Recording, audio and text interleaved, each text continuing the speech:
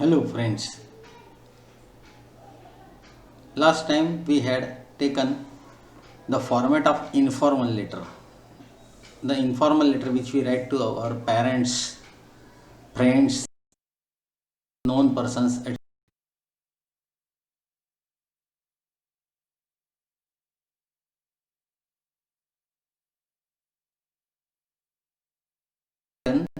to certain authorities, government officers, unknown persons. In formal letter, we have to use the formal language, the sober, polite language. At the same time, there should not be any chance or any opportunity for using informal language. Means we must use a very uh, sober language with proper words. At the same time, we must also take care that the points which are discussed should be complete, but they should not be elaborated. Means we should talk only to the point. Extra things are not needed. The description is not needed for extra things. Suppose you are writing something to municipal commissioner or police commissioner or district collector, or say to the principal or to the dean of the college, then whatever we want to say, it should be said completely, but its extra description should be avoided, because the person who is reading that letter is a responsible person at a higher post, and they do not have much time to go through our long letters. And that is why if we write or describe our points elaborately, it will be irritating to them. So whatever we want to say should be said into exact precise points. How we can write? Let us see here. Let us study the format of formal letter. We write formal letters to government officers, authorities, unknown persons. Such letters are written only occasionally. In the informal letter we had studied that we write such letters frequently. हम हमारे friends को, parents को और relatives को frequently letter लिखते हैं, लेकिन ये जो फॉर्मल लेटर्स है वो बहुत ही ऑकेशनली लिखते हैं, या एक या दो ही बार होता है, ज़्यादा नहीं. So such letters are written only occasionally. The language in such letters must be formal and polite. The description of matter should include all necessary details, but it must be to the point. मतलब अंदर जो भी हमें बातें समझानी, जो भी बातें कहनी है, वो to the point होनी चाहिए. Its format is as under. Now let us see the format. Now here on the left hand side of the page of your supplementary, you should write down initial details. First, it should be sender's name. You are sender, so there should be your name. Then comes address, and at the end comes the name of the city from where you are writing. Then comes date. Date, the same date on which you are giving the test, or you are writing this letter. Then we have to leave one line. After date we have to leave one line, and then comes to. The. After to comes the position of the person, whether the person is municipal commissioner, police commissioner, district collector, dean, principal, manager, whosoever is there, their position is to be written. Here the name of that person is not needed or not expected. यहाँ पर उस person का नाम लिखना जरूरी नहीं, उसकी position क्या है, उसकी पोस्ट क्या है, वो लिखनी. Then comes after position of the person, then comes name of office, मतलब वो जिस ऑफिस में बैठते हैं उस ऑफिस का नाम क्या है. And then comes the city, कौन सी सिटी में उनकी ऑफिस है. Then comes subject. सब्जेक्ट में प्रिसाइजली हमें कौन से पॉइंट पर बात करनी है वो हम देख सकते हैं. So here comes the position, and then just and then in subject we have to write down in brief what we want to talk about. हम कौन से प्रॉब्लम पर या हम कौन से पॉइंट पर बात करना चाहते हैं, किस टॉपिक पर बात करना है, तो वो ब्रीफ में एक लाइन में लिखना चाहिए. After that, again we have to start with respected sir. Respected sir, कुछ बुक्स में डियर सर भी लिखा था, but dear looks very informal. Respected sir is formal. So respected sir, and then we should directly start main topic. Main topic should be 10 to 15 lines. Respected sir के बाद main topic शुरू करना है. Main topic we can start in the paragraphs. 10 to 15 lines मतलब 2 या 3 paragraph हम बना सकते हैं. जो भी पॉइंट हमको डिस्क्राइब करना है वो पूरे डिटेल में लिखने हैं. सिर्फ उसका एक्स्ट्रा नरेशन, डिस्क्रिप्शन, इलेबोरेशन ज़रूरी नहीं है. So main topic we start now. In the formal letter, generally after respected sir we give our introduction, because we are writing to some authority, some unknown person or some government officer who do not know us. So generally after respected sir, when we start the main topic, it's always starts with our introduction. I am so and so, I am facing this problem, or I am having this requirement, or I want your help for this matter. इस तरह से यहाँ topic शुरू करना है. When the topic is, main topic is over after 10 to 15 lines, at the end we have to write down thanking you. आपको पता होगा इनफॉर्मल लेटर में हमने लिखा था regards, tell my regards to, ऐसे रिगार्ड्स की एक लाइन लिखनी थी. यहाँ पर फॉर्मल लेटर में हमें थैंकिंग यू लिखना है. After thanking you we have to write down yours sincerely and name of the sender. हमारा नाम हमने ऊपर लिखा है, वही नाम यहाँ पर लिखना है. Same name we have to write down. No signature. Signature is strictly prohibited. Signature नहीं करनी है. सो this is the format. We shall take one example so that we can very clearly understand this format. Now let us see here question. Let us see the question. You were working in a company at Jamnagar. You are transferred to Vadodara. आप किसी एक company में काम कर रहे थे, नौकरी कर रहे थे जो जामनगर में थी.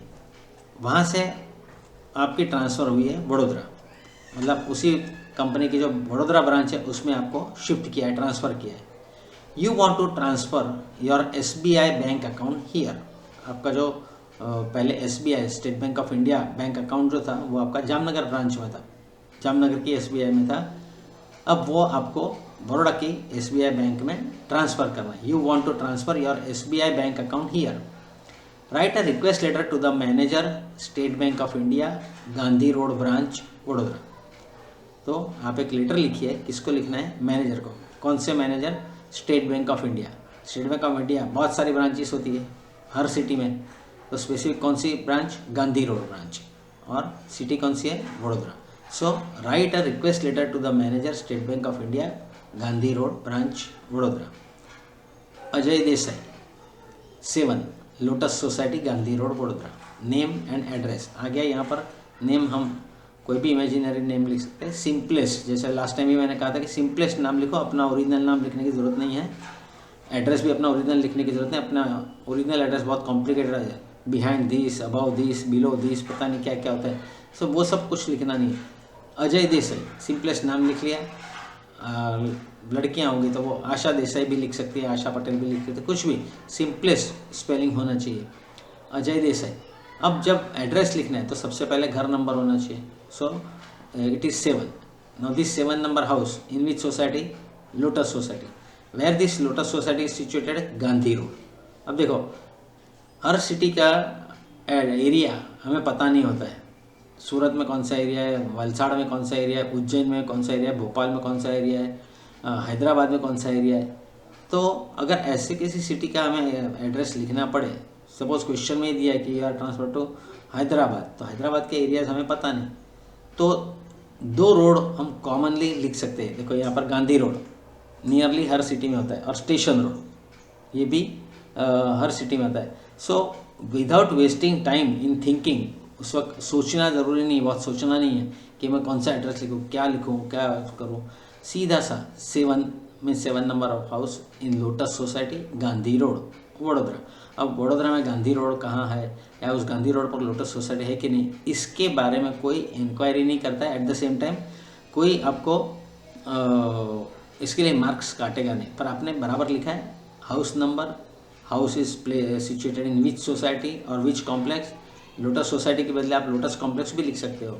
सो 7 लोटस सोसाइटी. ये लोटस सोसाइटी कौन से एरिया में आई? तो गांधी रोड पर है. गांधी रोड कौन सी सिटी का? वडोदरा सिटी का.